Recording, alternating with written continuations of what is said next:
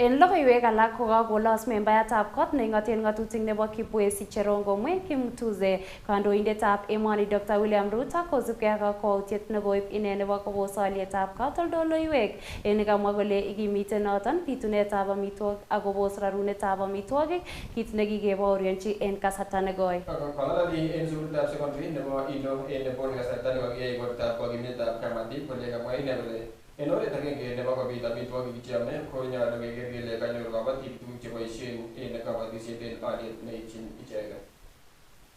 Rais kwa sababu hii leo ametangaza kwamba shule zikifunguliwa kesho tayari pesa ile ya capitation imetumwa kwa shule za primary, imetumwa kwa shule za JSS na imetumwa pia kwa secondary schools.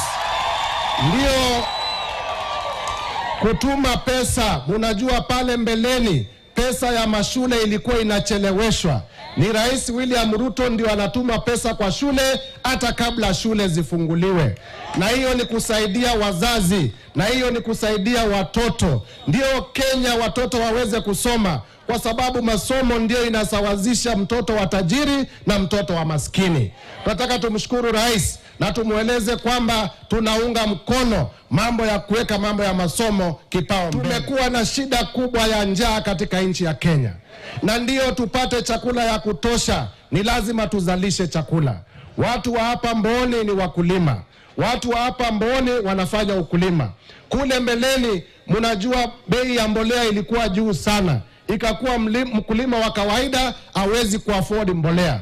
Rais akateremsha bei ya mbolea kutoka shilingi 7,500 akaileta shilingi